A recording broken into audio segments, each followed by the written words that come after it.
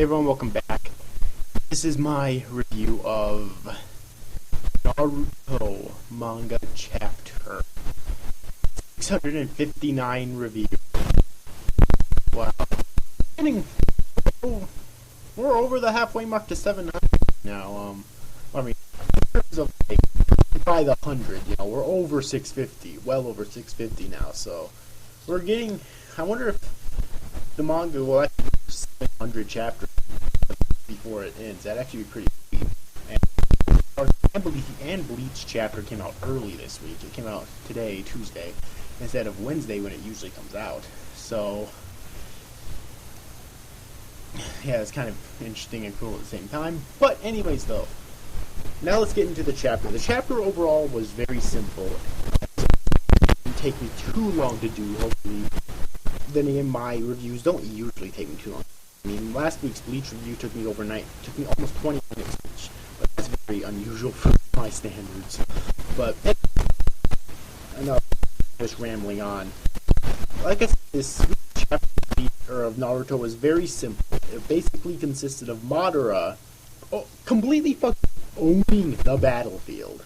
Contrary to last week when it's basically his revenge this week for getting thrown around like a fucking pinball last week. Alright?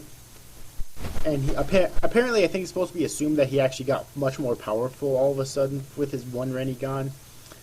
Alright, and he basically announced his intention to absorb the tail beast inside of him. Now, I doubt that they're going to go the 10-tail route again, because we've basically already seen the 10 tails, and it would be beyond repetitive if they just had the 10 tails be revived again, because we've already seen its final form, which supposedly is this like a tree thing. So I mean, the only way I could see them reviving the 10 tails again is like if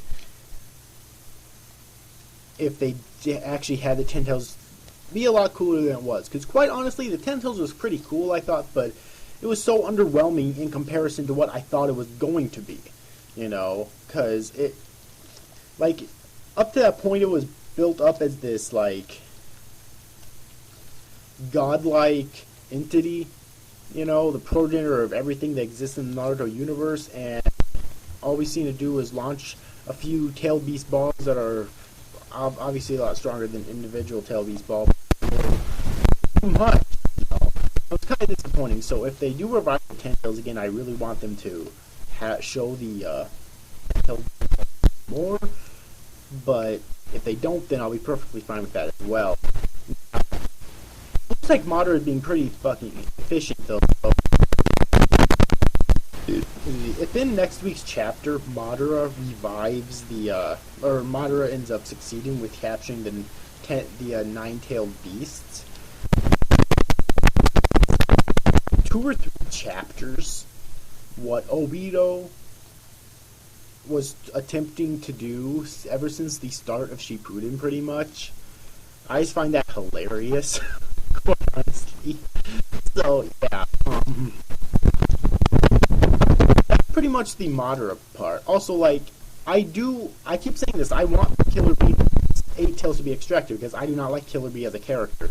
Now, I've been said for a while that Naruto, it'd be a tough bet that 9 tails would be extracted from Naruto, because he's a character.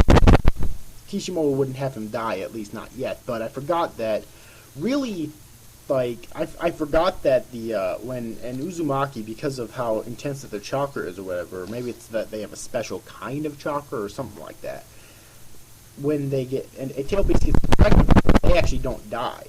Example of this, of course, was when Kushina got the 9 tails extracted from her by Obito. She didn't die.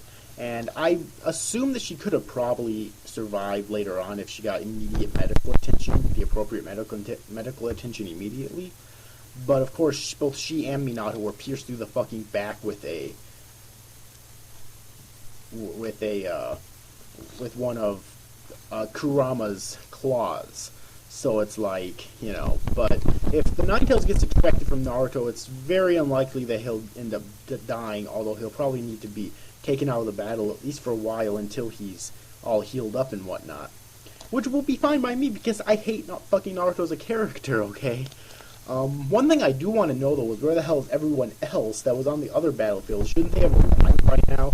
And this is, I really hope this doesn't turn into the whole thing where the other battlefield, when the Ten Tails was revived and it took everyone so fucking long to arrive at that battlefield. It's like, I really hope this doesn't turn into that, you know, but it's like, there's key components here that, of characters that should be here, you know, every single one of the 5 Kage, all of the revived Hokage, Sasuke, you know, even much I still hate his character, Sasuke, and all of them, so,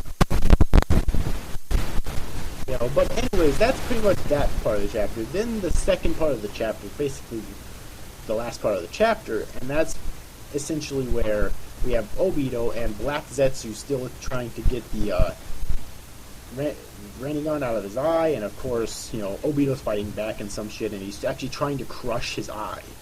And, you know, he asks, he says that, or Black Zetsu is still calling him a piece of shit and whatnot, which leads me to believe that maybe Kishimoto subconsciously is doing that because he regrets his decision to create Obito, or maybe he didn't like Obito as a character anyways, he just really wanted to create, I don't know, the shittiest villain ever or something, but it's clear at this point that he doesn't like Obito, whether that's new or he never liked him, whatever.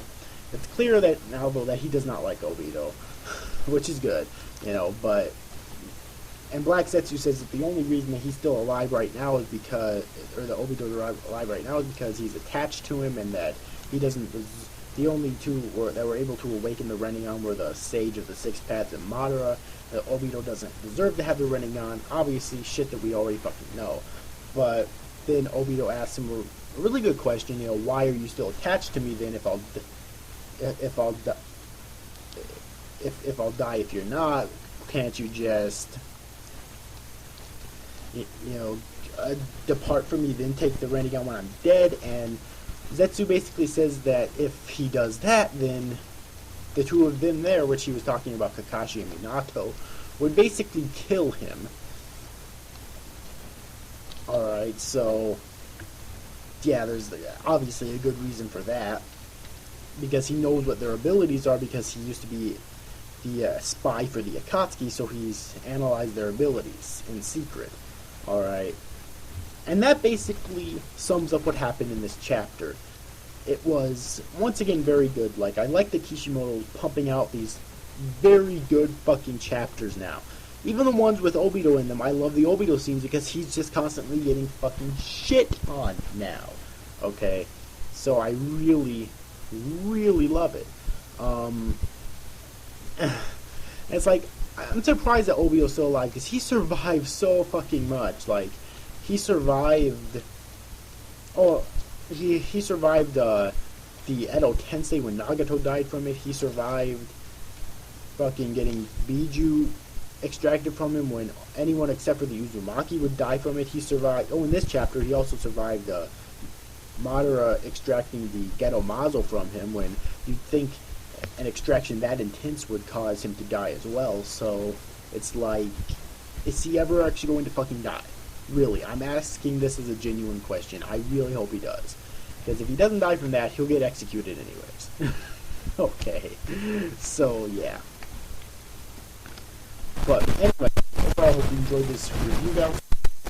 That's for watching. Bye-bye.